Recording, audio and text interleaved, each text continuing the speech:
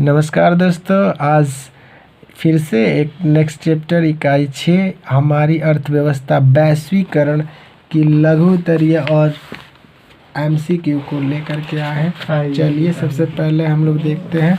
सबसे पहला क्वेश्चन हमारा दिया हुआ है, लघुत्तरीय का प्रश्न है, जिसमें है हमारा पहला प्रश्न दिया हुआ है हमारा, नई आर्थिक नीति में किसे सम्मिलित किया गया? उदारीकरण, निजीकरण, वैश्वीकरण या उपर्युक्त सभी? एक नंबर क्वेश्चन का आंसर हमारा हो जाएगा उपर्युक्त सभी, यानी वैश्वीकरण, निजीकरण और उदारीकरण सबको शामिल किया गया है, जिसको शॉर्ट में हम लोग क्या कहते हैं, एलपीजी।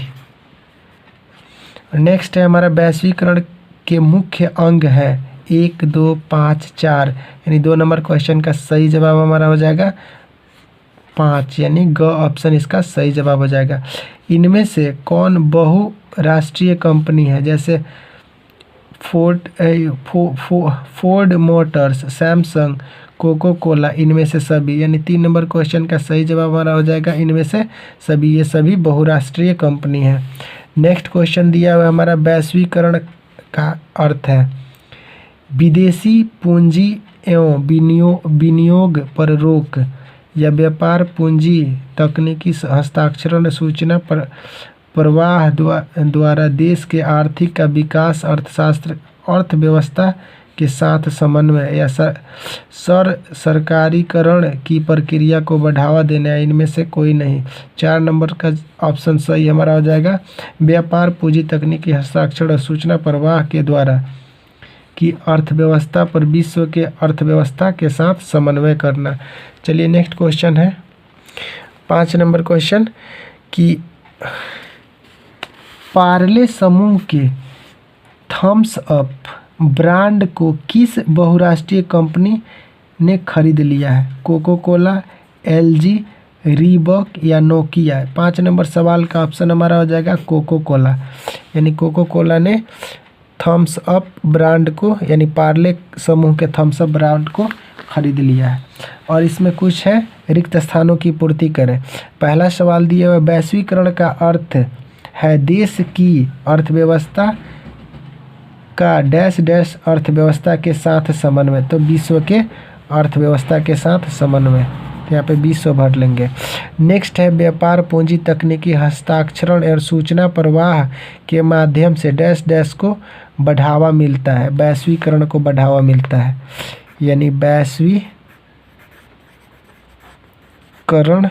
को बढ़ावा मिलता है, वैश्वीकरण को बढ़ावा मिलता है। देख लीजिएगा आप लोग सही करके, वैश्वीकरण को बढ़ावा मिलता है।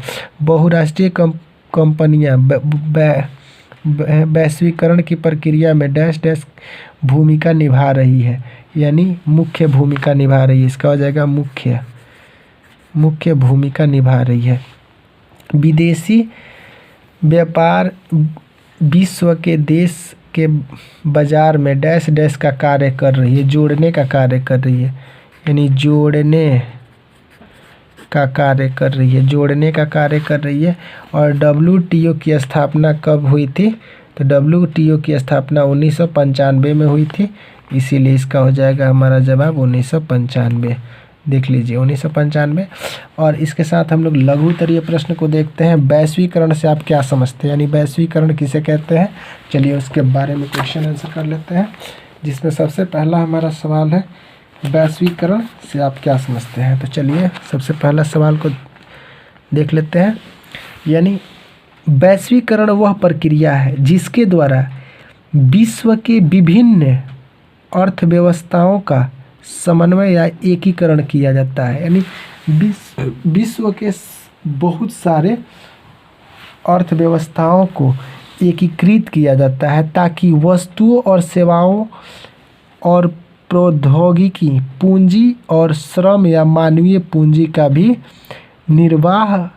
प्रवाह हो सके, यानी निर्बाध प्रवाह हो सके, जिसमें एक देश दूसरे देश के सभी सेवाओं का आदान प्रदान करता है। इसी को वैश्वीकरण कहते हैं, यानी विश्व के बाजार को एक करना वैश्वीकरण कहेंगे। यानी शॉर्ट में आप लोग इसका आंसर कर सकते हैं, विश्व के बाजार को एक करना ही वैश्वीकरण का एग्जाम्पल है। नेक्स्ट हमारा है बहुराष्ट्रीय कंपनी किसको कहते हैं? यानी वे कंपनियां जो एक से अधिक देशों में उत्पादन पर नियंत्रण या स्वामित्व रखती हैं उसे बहुदेशीय कंपनी कहते हैं। जैसे कि Samsung, Nokia, Tata Motors, Infosys, Coca Cola इत्यादि। यानी ये जो भी कंपनियां हैं बहुत सारे देशों में अपना नेटवर्क फैलाई हुई हैं, इन्हीं को हम बहुराष्ट्रीय कंपनियां कहेंगे। यानी एक राष्ट्र में नहीं, बहुत सारे राष्ट्रों में अपनी कार्यभार को फैलाई हुई है।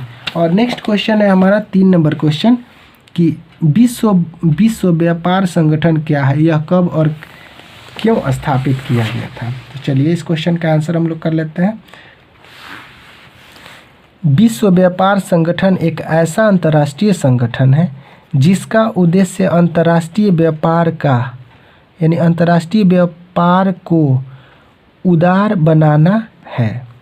विश्व व्यापार संगठन अंतर्राष्ट्रीय व्यापार से संबंधित नियमों का निर्धारित करता है, यानी नियम को निर्धारित करता है और देखता है कि इन नियमों का पालन है, यानी इन नियमों का पालन हो रहा है कि नहीं।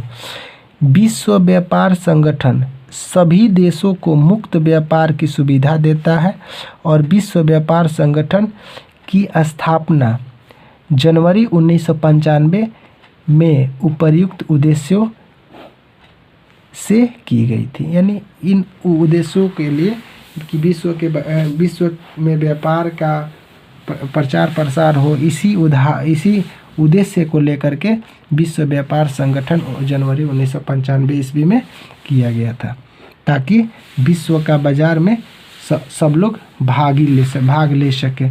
अगर उसी पे ज़्यादा कर रहता तो कोई उसमें पार्टिसिपेट नहीं होता, इसीलिए विश्व बाज़ार को बनाने का ये बेनिफिट्स हुआ कि कोई स्पेशल कर नहीं होगा। नेक्स्ट क्वेश्चन है क्वेश्चन नंबर 4। भारत में सन 1991 में आर्थिक सुधार से आप क्या समझते हैं?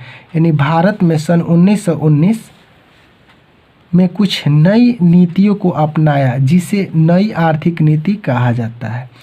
इस नई आर्थिक नीति में व्यापक आर्थिक सुधार को सम्मिलित किया गया है।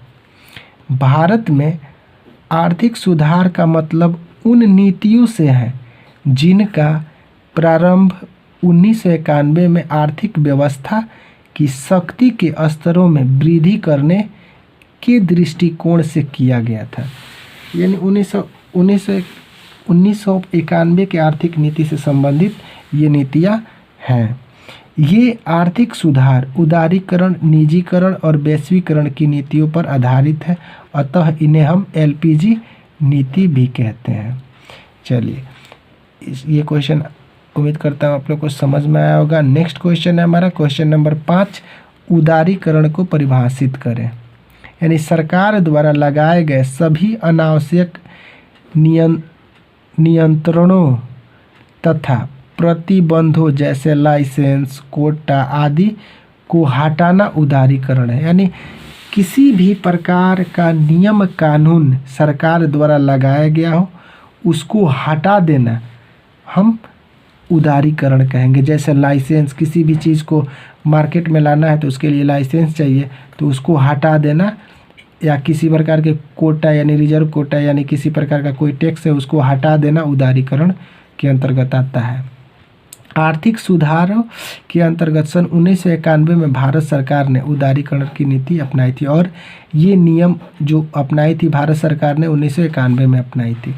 और इस क्वेश्चन का हमारा लास्ट क्वेश्चन है, निजीकरण से आप क्या समझते हैं? यानी निजीकरण, बातों से ही पता चलता है निजी का जिसमें स्वामित्व हो। यानी निजीकरण का अभिप्राय निजी क्षेत्र द्वारा सार्वजनिक क्षेत्र के उद्यमों पर पूर्ण रूप से या आंशिक रूप से स्वामित्व प्राप्त करना तथा उनका प्रबंध करना है। यानी निजी रूप से अपना खुद का स्वामित्व या पूर्ण रूप से हो या आंशिक रूप से, यानी पूरा निजित्व है या फिर आंशिक रूप से निजित्व हो, उसी को हम लोग उसका प्रबंध करना ही निजीकरण कहते हैं। आर्थिक सुधारों के अंतर्गत भारत सरकार और इस आर्थिक सुधारों के अंतर्गत निजीकरण की नीति भी भारत सरकार 1991 में अपनाई थी। और इसी क्वेश्चन के साथ हम लोग आज का वीडियो समाप्त करते हैं और चलिए मिलते हैं नेक्स्ट वीडियो में। तब तक के लिए आप लोग मेरे चैनल को सब्सक्राइब कर लीजिएगा और अपने दोस्तों के पास इस वीडियो को ज़्यादा से ज़्यादा शेयर करिएगा। चलिए मिलते हैं नेक्स्ट वीडियो में। Thank you for the watching video.